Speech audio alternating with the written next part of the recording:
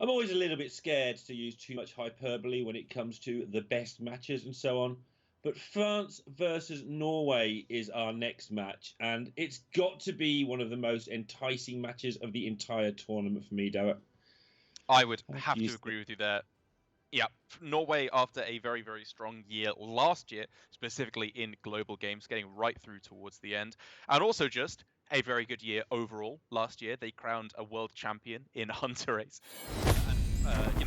Just pretty undeniably one of the absolute best teams in the world, one of the best countries in the world at Hearthstone, with Hunter Race leading the march, I suppose, towards complete domination of the Hearthstone world. And NTR definitely doing a good job, as I think, playing second fiddle in their accompaniment. But I would say France are also one of the absolute best and deepest pools of strong Hearthstone players that we have.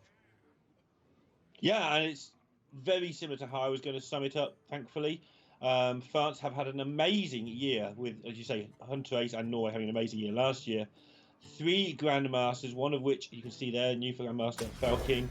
And that pool of players you talk about is relevant because the French community is pretty close.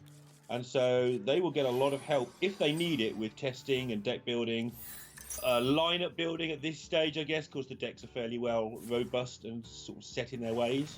And as such, we have got what started as a complete mirror here. Druid, N'Zoth Warrior, Combo Priest and Token Shaman on both sides. But Norway have had their Shaman banned while France have had their Priest banned.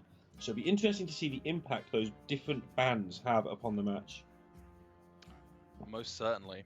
And if you ever did want a bit of extra spicy context added to a, fairly standard game of Hearthstone here with the Combo Priest versus the Druid, Hunter Race on the Combo Priest is definitely the person you'd want to do it. The father of modern Combo Druid. He basically, he didn't invent the deck list. Combo Priest has been around in one form or another for quite a while, but he finalized the deck list. Everyone just plays Hunter Race's list for the most part, which is the one that runs 1 Samdi, very often 1 Silence, 1 Topsy-Turvy, and 1 Acolyte of Pain as well. He did incredibly well with it for a very long time, and basically every Grandmaster there is copied his deck list. Yep, and if you're looking to have some easy Hearthstone wins between the 5th and the 10th of December, this is the deck to play, because it is still the busted priest it always was. It's currently being slightly outpowered by some of the wild cards that came back, but it contains none of them, and all the other decks do. So when they rotate out on the 5th of December, this deck will go back to its previously super happy for everybody build, which with 5 days of priesting before the new cards come out. To the game in question, they are setting up just a huge amount of damage, and Felkin did use the Innovate to progress the quest on turn 1, so has got to do it the slow way. Yeah, I really liked Hunter Race's play to go coin double Light Warden. I think I would have been okay with either 1 or 2 Light Wardens on turn 1. The one thing I really didn't want to see was Cleric come down on turn 1, because versus Druid, just a Cleric often isn't good enough to just start winning a game in its own right. Because they don't play anything, it's difficult to actually damage anything, to start healing back up, and if they have a Wrath, you don't want to give them the opportunity to kill it off. So I think this was a really nice way to prioritize getting the Light Wardens down first, because they start dealing more damage, and also you are happier if they get Wrathed away. Yeah, bit awkward with this Power of the Wild coming down as a 3-2, challenging the board, but nothing too terrifying going on. But it's made it incredibly awkward to proceed with a plan that you normally do against Druid of just keep hitting them with my things. How do you feel? Position, actually, whereas if nothing came down, he could heal the opponent's face and do more damage than if he didn't. Well, how about this? Topsy your Light Warden, Inner Fire the 3-2, the Jaguar on the other side of the board, trade and then heal. He's just going to Topsy one into a 2-5 by the look of it. Sure. That's probably better. Yeah, that seems like the same, but arguably just better. Good job. Because you've now got an Inner Fire still in your hand. Is someone injured? But it's still the same theme, just as always with Hunter Race, slightly better than everybody else. Yeah, of course. And now this is set up for so much damage. Healing your opponent's face to do more damage is so weird. I love Hearthstone sometimes. this is such a difficult turn here, because Felkin, I think, could potentially make the play of just making a I'm not completing the quest for 3 more turns game, in which he just goes swipe on this turn, Surger for 2 3/3s on the following turn, and hope that that's enough to get him over the finish line. He can even get Floop for 2 Oasis Surgers then as well, which is not bad at all. I don't think you win it any other way. I'm not sure you win it this way either, but this seems like the plan to have a go. Like, if you don't swipe the Cleric, oh, it's so bad. But at the same time, like, if you do swipe the Cleric, it's so bad, because, like, you really want to go Oasis Surger for 5/5s on the following turn. I think this has to be correct, though, as horrible as it feels. Yeah, it's actually going to work out reasonably well for them, and must admit, I wouldn't mind Swids as my partner in crime trying to defend, which is now a control versus aggro battle with the Druid versus the Priest, the way this has actually worked out. And Hunter Ace knows what's coming next turn. This play is a total giveaway that next turn is either Swipe, but more likely Oasis Surger. Yeah. And possibly Starfall, I guess. So he's playing with not quite complete information, but he knows full well that France have the removal curve at their disposal here. Otherwise, they swipe one of the minions that's going to kill them and let the Cleric live. Yeah, I mean, also, taking a second to speak about having Swids as a partner for Felkin, I feel like both of these players would be very good partners to have in the global games. Felkin is a player I've been talking to a little bit recently, and he is very easy to get along with, you know, very friendly, very, very easygoing, which I think, like you said, is an important skill to have, because it's not just about, you know, getting the most technically perfect partner who's going to absolutely see the best play 100% of the time, because stress can get to it. You have to be having a good atmosphere amongst the players, I think, to be differentiating yourself from the rest of the team. And if you're able to have a laugh about it and not get too stressed out, I think that's an important asset. You know, Felkin had to put up with an excessive amount of memes over 2018, where a lot of the French players were doing well, and he was doing well, but not as well as the others. Yeah. And he was kind of the butt of several jokes in the French community, very friendly jokes along the lines of, you know, everyone else is winning, why aren't you? And he was still like one of the top 100 players in the world. But then he obviously shut everybody up this year, and the memes are now on everybody else, because he got it done to get himself to GM by winning Masters Tour Seoul. And like you say, his attitude's helping him a lot. Yeah, it is indeed. Starting to look pretty scary actually now for Hunter Ace, given that this Oasis Surger can come down as, what, a 5/6 with Rush? Yeah, gorgeous. Take it out beautifully. And leave Hunter Ace, unless he finds something off the top, with nothing to play at all.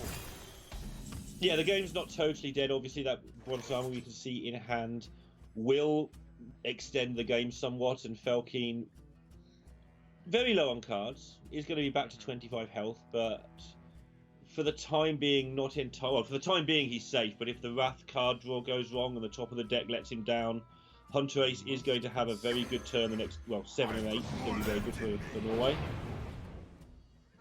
So very much in the balance this first game of this power matchup. This is a very tough choice as to whether you Divine Shield here. Sorry, Divine Spirit, not Divine Shield. Yeah. You go up to 10, which is fairly survivable. You don't die to Wrath all of a sudden. You've seen 2 Oasis Surges. It's not dying to Swipe. The real thing you're afraid of, I suppose, is Starfall or Loti. So with that in mind, do you want to inner fire the 5/2? Yeah, I guess that's an option. Sure. I guess this does a good enough job of keeping your body survivable. Yeah, I mean, it's no fun, but it keeps you one of each in your hand, so it will actually work out really well next turn against the 6/6 as well, because they've got the dinner for, they can just make a 10/10 and bish bash bosh into the minions. So I am definitely imagining here Loti Wrath. Looks very tempting. I mean, it's not actually as easy as that. You could just go for Loti and then rush in and just not play anything else. Because if you're expecting one Samdi is the one thing you could lose to, having Wrath plus the 2/2 to trade in on the following turn does keep your Loti alive for another turn, whereas the alternative, if you Wrath, might mean that you have to trade in your Loti into the 7/7 on the following turn. So I think I might actually prefer Loti and then just charge in on this turn. Yeah, I was coming away to your way of thinking there that maybe they prioritise the card draw here over... That is valuable, yeah. Over next turn. Okay. Hidden Oasis. And yeah, healing the minion. I wondered what they'd do, because health total... If you get hit once more by a priest minion, it's probably killing you. Yeah. So, hey, just stay on... Who cares if we're on 13 or 27 or 25 or how much 12 adds to 13 with? Yeah, agreed. I'd rather have a healthy minion than a healthy face. Couldn't the Forgotten King giving the Druid a really good game plan now with his Nourish. The last 3 or 4 draws for France. And they're entitled, because Druid is so full of good stuff, they're entitled to draw well, but they have been good draws. Yeah, this is starting to just turn pretty disastrous here for Felkeen. It's actually not that obvious whether you trade in the Loti, because now I would say Felkeen's in such a good position that maybe the only way you're losing is Amit plus Divine Spirit, in which case you need a way to kill it. I think Scenarius helps with that a lot, though. True. Yeah, that's a good point. Maybe a thing, though, Starfall becomes incredibly good if you save it with the Loti. It's a tough choice. It's a really tough choice. I think the Scenarius might be the swinging thing for me here, at least. The fact so you want to trade trade in the Loti turn and buff up the board for mini Starfall. Yeah, I want to trade in the Loti. If there's no Scenarius, I think I'd be more around the other way of let's save as much as possible. Fair enough. Right, this has got to be the turn now, I think, for Hunter Race. We're looking at Cleric, buff, buff, buff, buff, buff. And then Felkeen will say, boff, and win the game anyway. Buff, buff. Yeah, that needed to be a Pyromancer, I think, for this turn to have any legs. Yep. I wonder. Just get the one card, so Cleric into heal, into Pyromancer would still be absolutely godly for Norway. In fact, it would be insane. Only because of the huge amount of card draw, not because the actual board would look amazing, but yeah. Hey, I got you, friend. Go for the buff, buff, buff, buff, buff, buff, buff plan, though.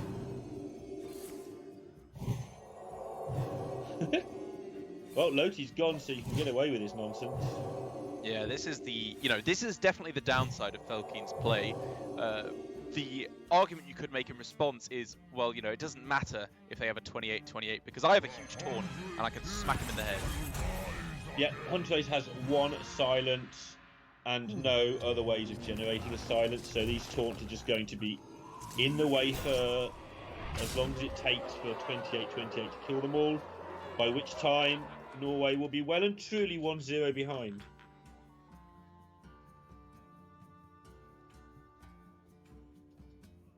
They're really just wondering if there's any way they lose at all with Pyromancer off the top. Like, if the 2 cards that Huntrace has are Pyromancer and Circle of Healing, is there a world where these taunts can be munched through? So, Pyromancer, you bump the Cleric into the 8-8. No, you can't do that because you have to get lethal on this turn. So Cleric has to go face to win the game.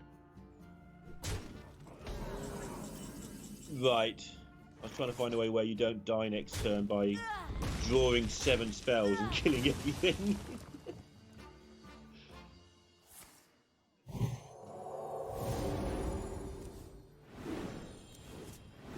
Drawn. Then we're looking at maybe some hint of a chance. But even then, it was very, very generous. And that is just going to be game.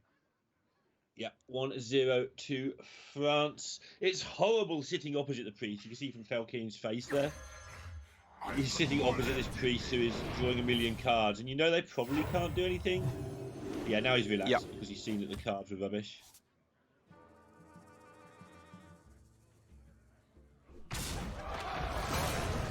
Huntrace desperately trying to stay alive now. He knows he can't win this turn. I mean, he's just playing cards because he can. Maybe there's a light I at the know. end of the tunnel. You have best. Always correct Yeah, to there do we so in case you have overlooked something.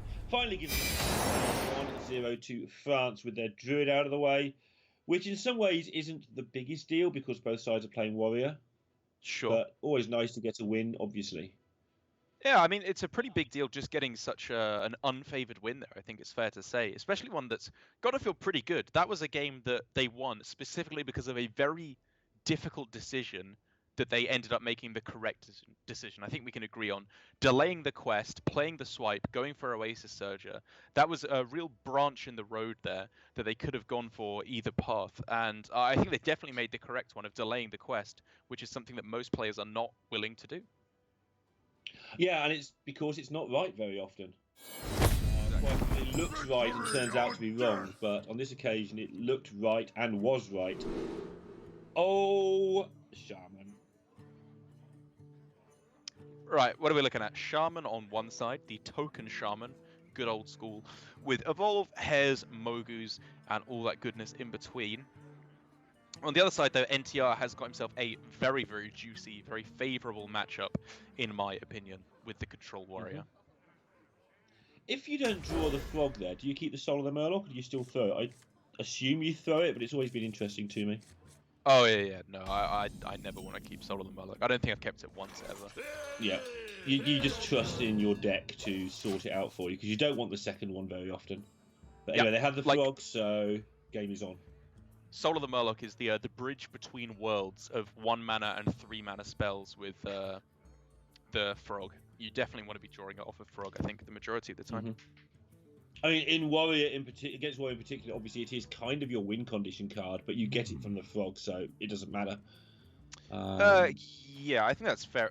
It's fair enough to say that. It's a very finicky and unreliable win condition card when you're up against Warpath and Whirlwind, but it's the best you've got.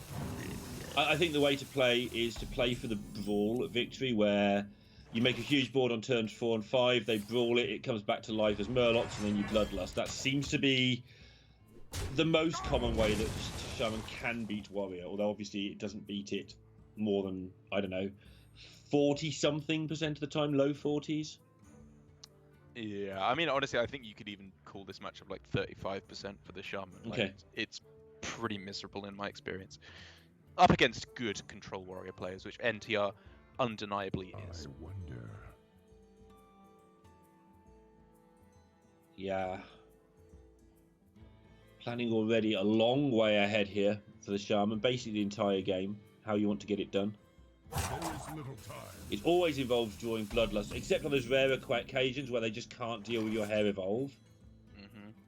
So if you get a bunch of 4/5s and the Warrior hasn't got a very good removal hand, sometimes that can get it done, but without a Bloodlust, it tends not to. And some of the Murlocs are not welcome in the hand with the frog. Oh, yeah, that is absolutely horrible. Both Soul of the Murlocs and the Lightning Storm, those are... That's like drawing patches. Those are the cards you never want to find because you want to tutor them from your deck instead.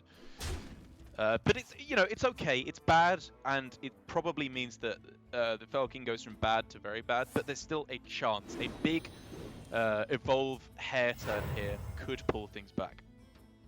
Yeah, I think Soul of the Murloc from memory is the lowest win rate card in the entire deck, and obviously with good cause. Like you said, it's patches. It's quite a good card, but when you draw it, you've just ruined the whole point of everything. You gonna throw the Lackey into the mix as well? May as well, right? It's a hard call because if the hairs don't get removed, they get there, and if they do get removed, your Lackey's probably dying as well.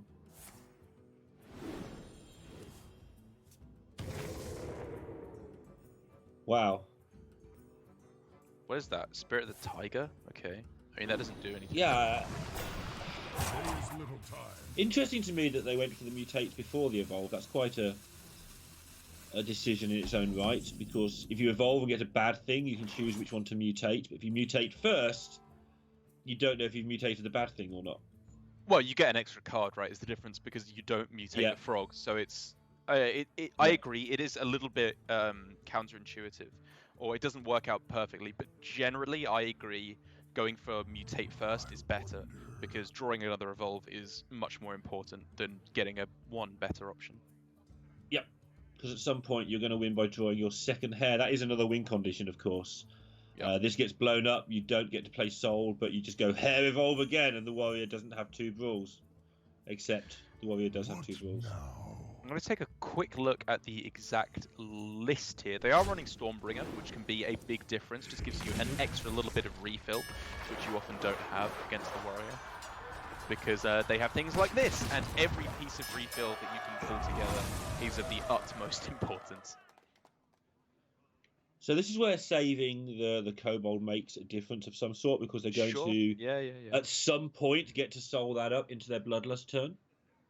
Yeah, basically, like, what it meant was that they ended up floating a mana, and what I'm really, really glad they didn't do is go double evolve. I think that would have been a pretty massive mistake, because, you know, upgrading a few stats, yes, it's definitely better than a bunch of 4 and 5 drops on average, but it's more important, I think, to save that for the Mogu, the second hair, and all that nonsense later on, than just upgrading your stats a little bit. So I would much rather they float a mana there than play the second evolve. Yeah, and they didn't even have to make a choice on this occasion, but I agree with you, even if it hadn't been so good. Like, they rolled pretty well on the 4 drops. And 5 drops, you say they're upgrading stats a bit. You're right, obviously, but it really is just a little bit, almost always as well. 5 drops are kind of horrible utility cards with really low stats and good battle price. Shall we make a storm? Right, Thunderhead, no overload cards feels obviously pretty terrible, but the fact that it's protected from a mummy for the moment, I think, is as good a time as any to get it down. Yeah, next turn's scary, actually, if they do. I mean, they've got Lightning Storm, that's not ideal because it doesn't play into Bloodlust because of the overload. But if they can pick up an overload card next turn and this board remains, suddenly overload, make a load of 1/1s, protect it with Soul, and if your opponent isn't able to Warpath it away, you just win the turn after. I mean, to be fair, you know, they can go overload for 2, and then going into turn 7, they still have Bloodlust. So Lightning Storm on its own could be enough to deliver a big Bloodlust board. But, I mean, even then, if you've got a board full, like literally full of 1/1s, still probably wouldn't even be lethal against NTR. Sure, but it's a lot, and then you do get into a range where you can cheese the game because you're suddenly on. If I evolve a 2-drop or something into a Wolf Rider, I might win. Yeah. You get into things that can happen territory.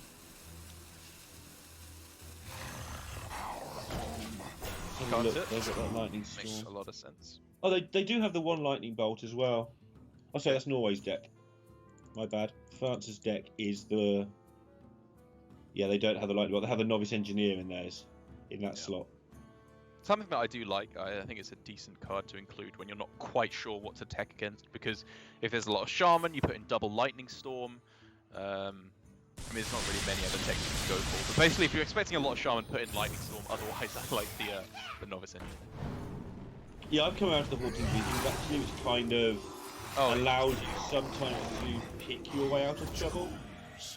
Yeah, I personally felt that, like, agreed, obviously it has some potential high rolls and it increases your flexibility, but it's just too clunky of a card in my opinion. I don't want it in my deck. When all your spells are so cheap, it's just too expensive in my opinion. Yeah, it is pretty rancid. I just think all of those 29th, 30th picks are equally rancid. 100%. And it really irritates me there's not a 4-drop that goes in this deck. It's a good job because then the deck would be absolutely, completely unbeatable. I have tried Hex in this deck. That is how desperate I was to try and play a 4-drop. And, well, spoilers, it was horrible. What do you know? Was it actually really horrible? I've not tried it, but it's always been something I want to try because, like you say, you need a 4-drop. But I mean, I was still playing 29 cards of Token Shaman. It was still a good deck. Yeah. It was just definitely not the best 30th card. It feels so good, especially the Stormbringer version where you can go 4, 5, 6. But yeah, it's so horrible because the deck punches its way through nearly all troubles. And also, when those troubles start coming, they come in more than one at a time. So Hex kind of just delays the inevitable. But I still wanted to try it because I'm me. I like trying silliness. So I'm glad you had to go with it to save me the pain. And that Warpath really has made this a lot less interesting.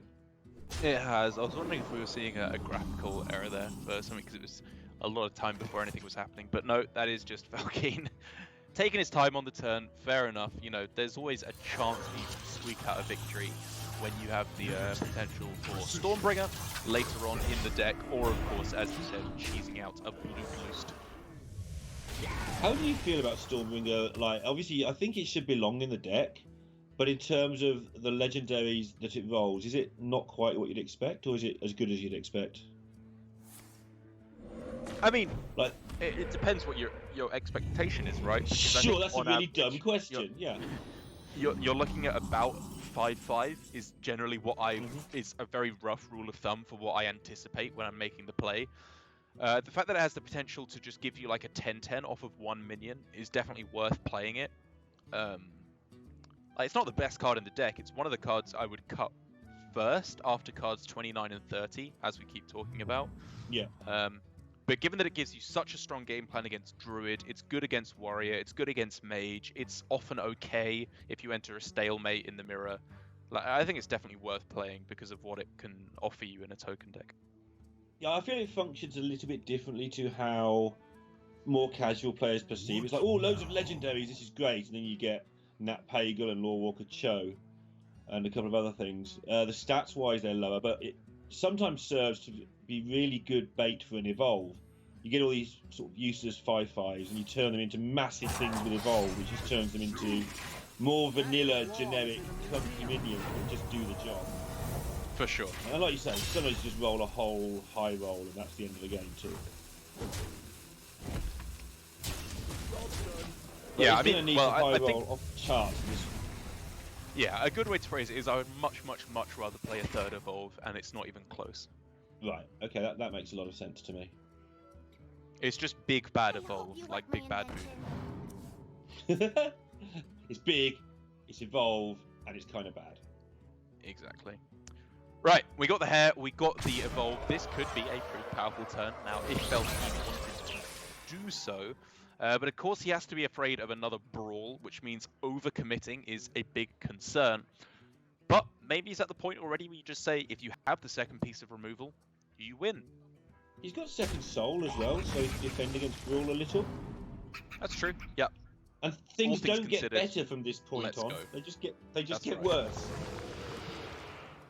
Okay, that's Houndmaster Shaw, which is pretty good. And Alarm wow. is a pile of poop. I mean, Alarm is bad, but there's Violet Teacher and That's huge. Tiger here, right? So he gets a 1/1 and a 2/2 when he casts this Soul of the Murloc. That's pretty good, to be fair. Oh, Hearthstone ordering, how I love you. Yeah, I know, it's so stupid. What is actually the wording on this card? Is that inconsistent, or is it how it would say? I'm not sure. I know Violet Teacher always works that way. Yeah, it does. But for those who didn't catch that, obviously the minion from the Violet Teacher spawns first, then the Soul of the Murloc's effect was applied, and then the 2/2 appeared. I guess it must be after you cast a spell versus when a spell is cast. Yeah, you're correct. It's after versus whenever.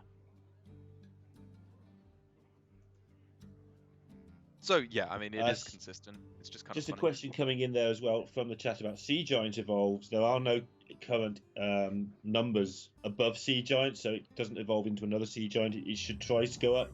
If it can't, it doesn't evolve. Well, there are 12 drops, but there's just no 11 drops. Yeah. In the game at the moment. Yeah. So it just stays as a 8/3. I made that mistake once on cast, and then twice more, and then once more, and then never again.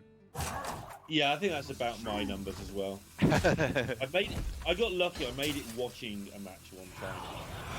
So I'm sitting there going, "Oh, why don't they do this?" And then they did it, and it didn't happen. I'm like, "Oh, thank goodness nobody ever caught that. I will never find out unless I announce it live on a cast."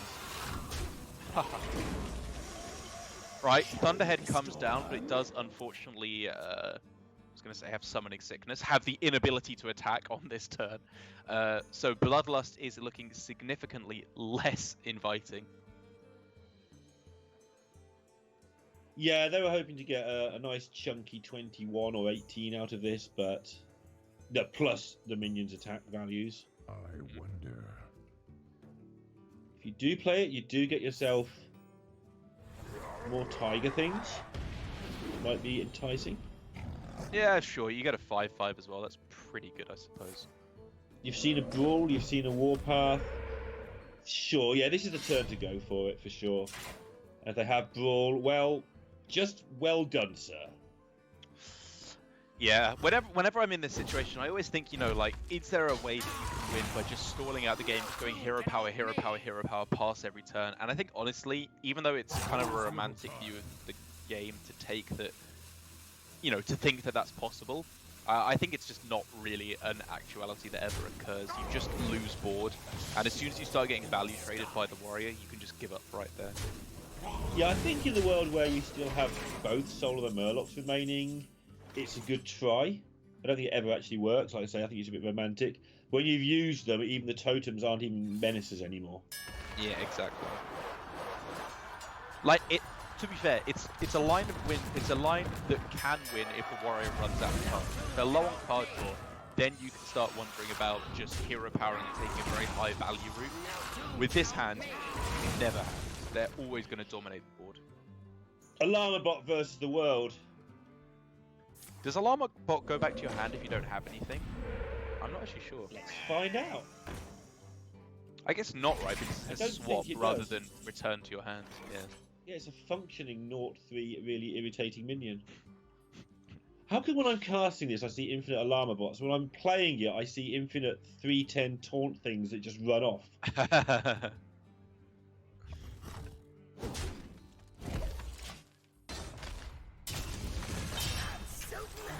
Yeah. Looking pretty, I was going to say pretty good for Norway. That would be an exaggeration of pretty or an underestimation. Yeah. France not even able to hold the Mogu back. They've just got to put it on the board.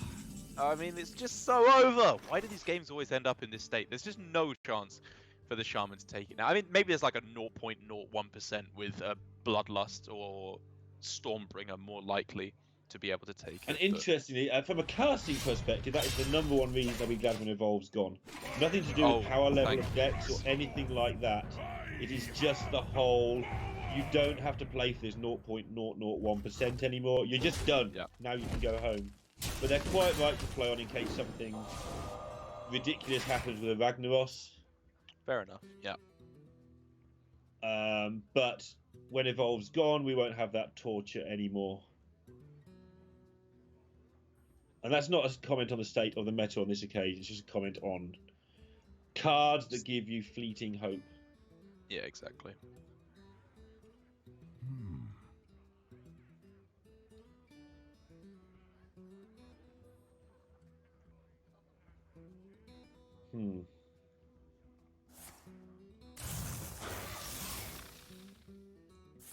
Yep, protect the Mogu, that is your fleeting hope.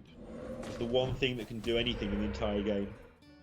By turning into something useful. Like a new game.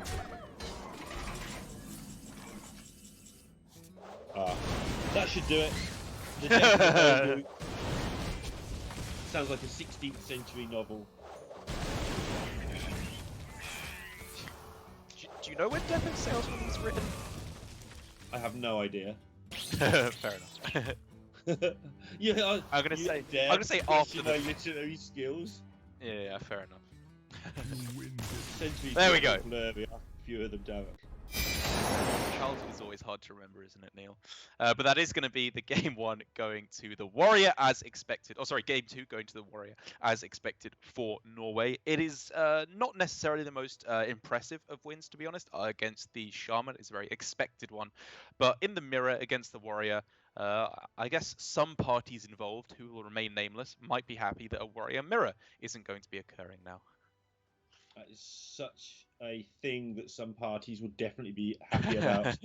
And to be fair, we've only had, I think, 1 or 2 in the entirety of Hearthstone Global Games, despite the large number of warriors. And for that, we are thankful as people who like to watch entertaining and interesting, intricate Hearthstone games over the course of 10 to 15 minutes each. But we have 3 more of those games coming up at 1-1 here.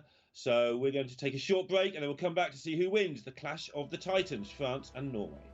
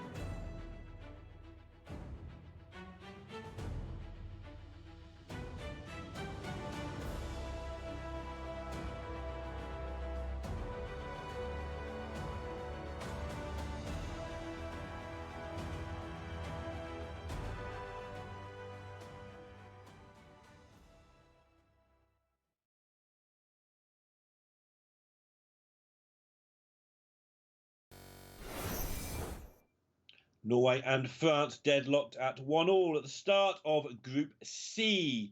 Obviously, as with all the other groups, 2 teams from this group, the others being UK and Italy, 2 will go through to the top 8, the Descent of the Dragons meta top 8, and 2 will be removed from the tournament. 2 by 2, they are getting removed. Daruk is still with me somehow. And how do you think this matches up now with the Warrior and Shaman versus the Druid and Priest? Well, I would definitely, at a first glance, say that the Warrior looks like the weak deck on France's side, just about, and the Priest looks like the weak deck on Norway's side. If I had to choose a deck that either side had to take a win with, the Warrior versus Druid is obviously a bad matchup most of the time, and against the Priest, I'd call it slightly favored, but pretty close to even on either side. Whereas the Priest, I think, will struggle against the Shaman for sure. Good luck, Druid.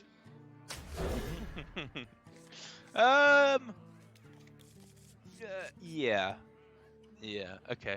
What are you actually keeping here? Is this a 1 mutate keep or a 2 mutate keep? 1 for me. I think a 1 mutate keep. I agree. You've got so many good cards that you can draw. Frog, even Sludge Slurper. Actually, with this particular hand, because you just go as wide as you like. Yeah. You want to get a Bloodlust because that's the way you don't win, is by getting some half decent stuff and getting it all blown up by a Starfall. Yeah. But also you want to mutate because it's good. With respect to the Desert Hare, usually I'm actually a tossed Desert Hare gamer. I prefer keeping it only when I like keeping it when I have Evolve, but usually I get rid of it. Against Druid specifically though, I feel like you are so reliant on getting down a good Hare with either Evolve or Soul of the Murloc that I think it's definitely worth keeping. No, sorry, I'm happier now. The was specifically aimed at Druid, where you just play it. Yeah, exactly. If you want to take time out to swipe it, good luck. There's nothing else going to deal with it. You just play it and protect it and bloodlust them in the face. Like, against every other class, 3 1/1s is so bad. I think it's just too terrible to keep. Like, I think it gets closer when you run Spirit of the Frog as well, because then when you're on the coin, you're obviously quite likely to find Evolve, because you also have coin to find it. So if I had Hare with Spirit of the Frog on the coin, I'd definitely keep it. But in this instance, against Druid, as I said, I think it's a good keep. Yeah. Difficult choice here. Normally Snap take the Nourish, but Starfall and Wrath both very, very tempting with what you're likely to be facing against a 3 keep gamer. Job done. Which is a big deal because there's hardly anything that Shaman keeps. When it keeps a large number of cards, you've got an incredibly good view of what their hand might be. How good's Novice Engineer in this matchup as well? Like my invention. Given that it's normally pretty terrible, in this particular matchup, it's actually all right.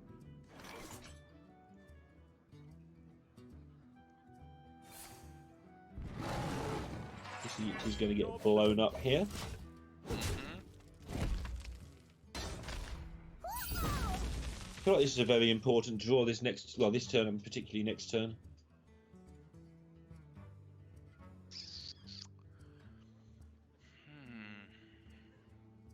This is an interesting game. Like, Switz has some very, very different directions he could take this. I think you probably want to be going for the mutate on the Mogu as opposed to the Hare, even though sometimes you can consider that. But he really needs to wonder, is this a Hare, just play it on this turn to try and set up for Mogu next turn with a mutate? Or is it potentially Hare on turn 5? Or turn 4 even, I suppose. Like, Hare on turn 4 and then coin into Stormbringer to try and get a bunch of legendaries. There's a lot of different approaches. Yeah, you can actually Hare, coin, and soul as well to almost guarantee your Stormbringer. I would have played the Hare. I'm not going to lie. I know I've got caster vision and can see there's no swipe, which would have been a disaster. But I found that playing Hare against Druid is just punished far less often than you expect. Yeah, so if you play Hare there, then next turn you can go Hero Power and Soul of the Murloc, which I think is fair to assume you keep 4 minions alive, and then coin Stormbringer. That doesn't sound ridiculous, actually. It gets very, very strongly punished by swipe, but that's it. Yeah, the presence of Stormbringer is why I would have done it that way personally, but I'm not going to criticise this. This is a a perfectly legitimate line of play. I mean, I think your a lot line less has weak to merit. swipe. Yeah, I think the way that Swids is approaching it, which looks like it's going to be setting up for hair plus soul on turn 5 to go Stormbringer on 6. It's a little bit weaker to, I guess, Oasis Surger. But it's a very interesting few turns here. Yeah, I think the line that he's going for here is actually, it's about the same as yours in terms of power level, but it has a slightly lower risk is the important factor. Yes. Yeah, he's not going to get punished by a swipe like I would for sure. Yeah. And he may be a turn slower on the Stormbringer, but he's also giving him more chance to draw the evolve while he's doing this. That's a good point. That's another good point. Which is a big deal because it's not so much about the damage you do, it's the survivability into those Stormbringers and potential Bloodlusts. Yeah. It's all about your minions living in this one. That sounds obvious, but in some games you just want a load of 4/5s to kill your opponent in 2 turns and occupy the board, like against Rogue, for instance. Against Druid, you just want as many things as you can get. It doesn't really matter what they do, but they need to stick there. Wow, I was definitely expecting Druid to Scythe there. Norway feeling confident. If they're taking Kun, they think they can get there. Yeah, that's true. Because the opposite Fair is true enough. for the Druid. All it needs to do is keep killing things. It doesn't need to get to Kun. So if they're taking it, they feel that they're getting there with his hand. And yeah, 2 Starfalls and a Wrath. And no hair forthcoming. Oh, things. Oh my god, what do you even do here? So, hair, coin, evolve, Soul of the Murloc is a possibility. Yeah. Just hair plus soul is a possibility as well. You don't have to evolve on this turn.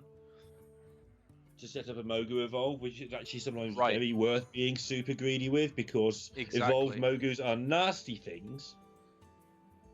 Or potentially, like maybe it's worth going for hair plus soul, and then next turn, Stormbringer plus evolve, because like you said, a lot of legendaries are understated but high mana cost, and then you can evolve them into better statted minions.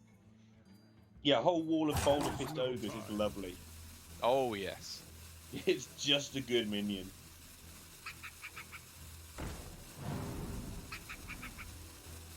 So yeah, I like that line, and that's the line they're going to go with.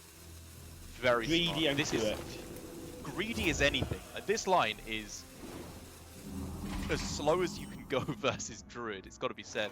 But, you know, like we were mapping out from the start, the 2 plays were either hair on turn 3 or hair on turn 5.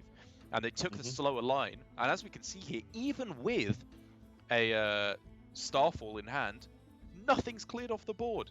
Nothing. Yeah, the key is it's brilliant. They kept a consistent plan. The whole decision was made on turn 3, which one do we prefer? They preferred this, and you can see why. Now it's unfolding in front of us. And next turn they're going to go Mogu, Mogu, Evolve. And then you've got stickability, because you've got at least 1/8 health minion. It's a good point, actually. I wasn't quite sure if they'd go for Mogu, Mogu, Evolve or Stormbringer. Huh. I wonder what's better, actually. Probably Mogu, Mogu, Evolve. Probably. Time waits for no one. Jewels of the sound. Oh, how close are they to Mogu, Mogu, Sea Giant? Oh, they can't, because that's... Yeah, they're close. Mogu Mogu's 3, Sea Giant goes down to 3, so with a coin and evolve, that is playable, right? I think. Part of me is wondering if you need to evolve. If you've got an 8/8 and 2 3/4s. I'm pretty sure you take the evolve there. I mean, my instinct is you want 2 8-drops next turn, yeah. Yes. Yeah, That's I like what that line. do without thinking, but yeah. I want to see maximum vomit onto the board. All eyes on the hairs. You want health totals of 3 or more. That doesn't always happen. There's a significant number of 2/2s and 3/2s. More than you'd imagine for a 4-drop. Wait, what? Oh, okay, sorry, yeah. It works exactly the same. Sorry. I got a bit scared there, where he was going for the Sea Giant first. My brain hadn't quite processed it that way. But yes, this is the same. It still gives you a nutty power turn. Correct. Yeah, and actually the Sea Giant reduces the same thing. It's exactly the same. Yeah. Okay, right, what are we looking at? Load of stuff. Oh. Sure. It will do as it happens, but it's, yeah. There's situations where this would be bad, but this is fine. It's more than fine. Is it fine? Yeah, it's probably fine. It's Sea pretty sad Giant to was get required, Spirit. I think. Yeah, Spirit of the Bat and Anubisath Warbringer with no minions in hand is a little bit unfortunate, to be honest. But the main thing is just there should be enough piddly little minions around next turn for Stormbringer to clear things up. Yeah, one thing that's always worth noting here, and I think Norway played to it, is that if you evolve that board, you kill off all your Soul of the Murlocs. Yeah. So why bother starfalling it? Let your opponent just do the same thing, basically. For sure. Yeah, I think it was definitely the correct line they made. Norway, that is. Yeah. Yeah, it sort of went unnoticed because we're getting excited about all the nonsense that was unfolding. So this is 4 minions still knocking about on the other side of the board. I'd say you are more than happy to Stormbringer this, especially after you can take a sweet value trade. Yeah, especially as the minions you have are a bad selection of very injured things. Oh, I guess actually you'd take the trade with the the ticket scalper first to draw 2 cards. That seems very strong. Yeah. So you know the names of all the good ones, and I know the names of all the bad ones. See who's been high rolling the last couple of months. I know the names of all the good ones. I know I know the Aviana, names of all of them. Yeah, well, yeah, I definitely know. Doomsayer I've heard of. Oh Yeah. my god.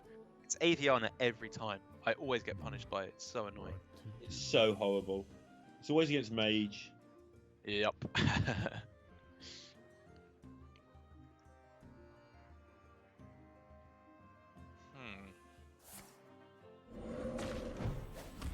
Okay, I like this. Just getting another Sea Giant down.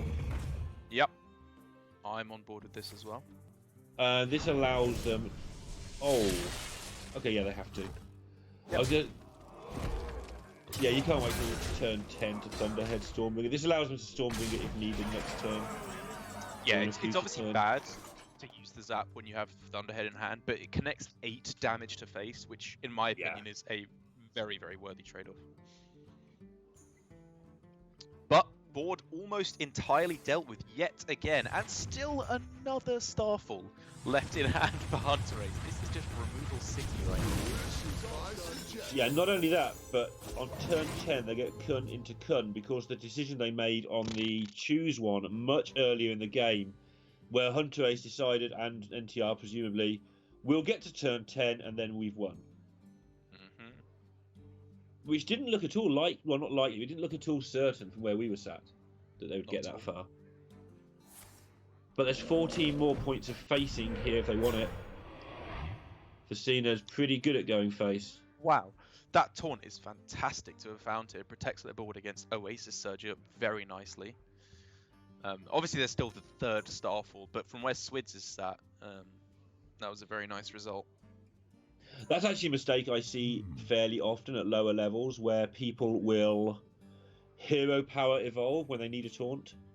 Yeah, that does happen a lot. I agree. Rather than evolve hero power, which gives them a much greater chance most of the time.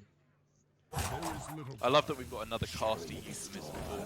I see players at lower ranks do this a lot, which means when I'm being an idiot, I do this all the time. No. Definitely no, not. Cool. Okay, maybe it's been happened once or twice. Just once or twice.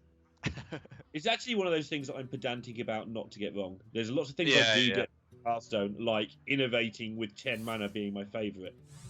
But actually, ordering of taunt rolls on Shaman for one reason or another has been something that I do. Not defending myself heavily here, because like I say, there's plenty of things I do mess up. It's one that's somehow ingrained into my brain as always do this. Fine. Which means I will still be doing it when half the minions in the game are taunt minions. I shouldn't be doing it.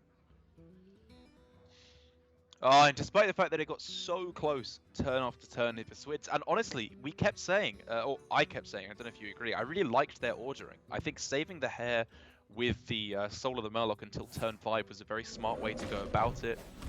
But it just wasn't quite enough to get over the finish line. Their 8 drops were just not quite beefy enough. Interestingly, I do wonder if maybe their good draws made it go badly for them. If they'd just gone the whole sort of what they were trying to do, get to Stormbringer and then draw naturally into some evolved later, it may have worked out better as it happens. Yeah. But I think they're in trouble now, Derek. I just got a feeling. So too.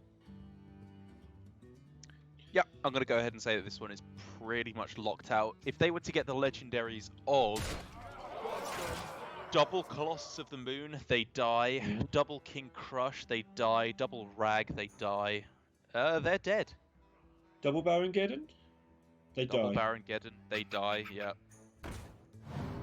Well, Alright, get they those ones then. 5 Baron got 5 Geddons. legendaries instead. Yeah, 5 Ragnarosses, maybe. That'd be great. 5 Ragnarosses all go face. GG, All face. well done.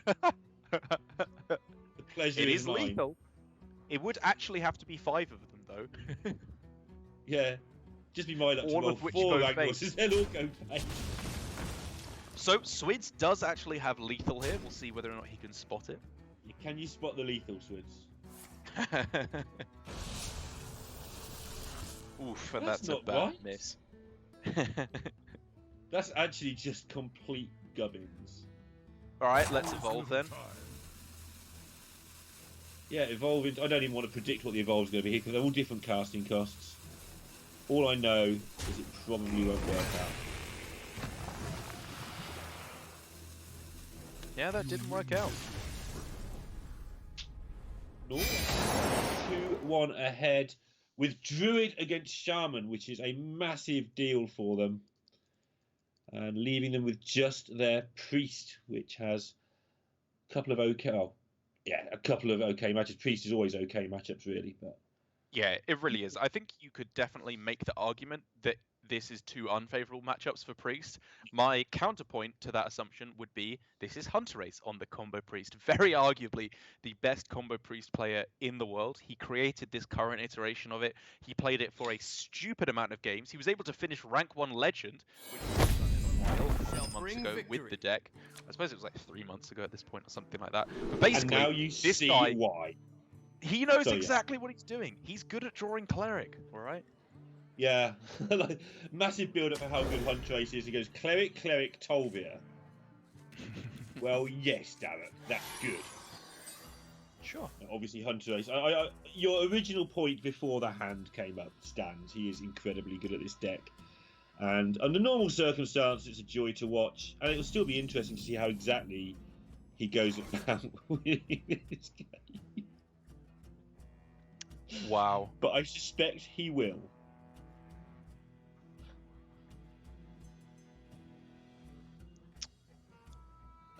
Yeah, this is the Omega Nuts. Yeah, it really is just a perfect hand. Yeah, it really Certainly is. played okay though, although obviously it's hard to play it terribly, but you might as well play it perfectly, because why not? Maybe your draws when you get about 6 cards in the next 3 turns end up not being too good or something. One of those clerics is gone already. Yeah, I mean, Just kidding. no. Yeah, I mean, so there's a Sludge Slurper, which if it finds Goblin Lackey, can be used to take out the Tolvir on this turn with the Lickim, and then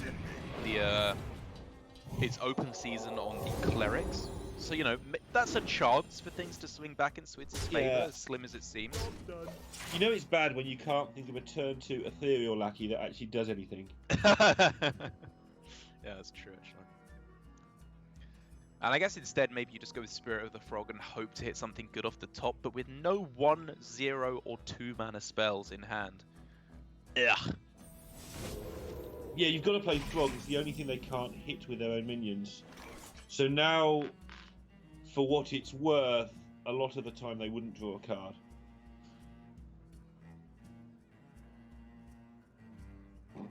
Even Swids is just smiling about it. It's like, okay, well, sometimes Priest does this. I must consider. What's your instinct? You can extra arms and just start hating them, or you can Acolyte of Pain for a plan B in the insanely unlikely event something goes wrong, or you can play Injured Tolvir because next turn that's worth cards. I think I'd probably rather buff my health on my guy, yeah, because, like, where can things go wrong? If they hit, if they have Zap into Voltaic Burst, that's 7 damage, which is unable to clear off your Tolvir now. And I think, you know, 4 damage from hand is a reasonable assumption to make of the amount they can push forward. And if this survives that, that seems like a very good play. Yep. Oh, poor Swids and Falcon. They've got to actually try and think about what to do in this position. What to do? I hope you like my invention. It's such a tough thing to do. Oh, draw hair, then draw evolve, and then have an absolute miracle.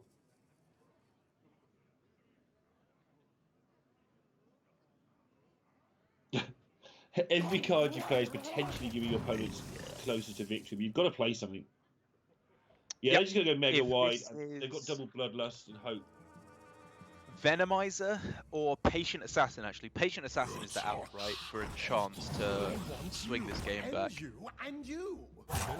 Yeah, the actual chance Hunter Ace forgets that Bloodlust is a card. Sure, okay. Has a brainstorm and miscalculates lethal by 1, and then you just kill everything and they never get back on board. Is Topsy Turvy just lethal? Trying to work it out actually. 6, 12, 13. It's just a little bit off. No, you can heal up to 8, and then that's just lethal on board. Oh yeah. That's game. Yep, that's just game.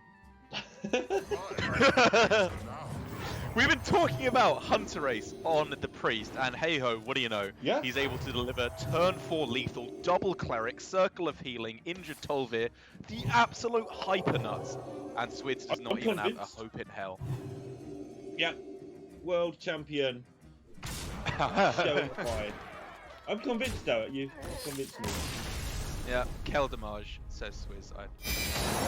And that does mean that Norway are our first team in Group C, I believe it was, to go through to the upper bracket, where they will be met by either United Kingdom or Italy, I believe it was, as the other two players in the group, off the top of my head. It's an exciting group. It really, really is. Whenever you have France getting beaten so decidedly in a series such as that one, it really makes you tremble at the might of whoever they must be up against. And that person is our, well, now former world champion of Hunter Ace. Yeah, and NTR, of course, don't forget. Before I leave you to the clutches of Falcone, just a reminder that Boar Control was saying that people were in the same Skype call for his event. So he wanted to apologise that he's not his normal flamboyant self, but he was trying to keep a poker face, which is probably actually funnier than his normal flamboyant self. I mean, normal flamboyant self, whenever he loses, he does start to look with a face like a slapped bottom, I think is a fair assessment. That's what he meant, yeah. Yeah, okay. So, well, I kind of like that. Mind, I like Salty Boar too. Yeah, me too, for sure. With that in mind, I am going to leave you to Falcone, and I'll see you all again in a bit, but enjoy UK versus Italy.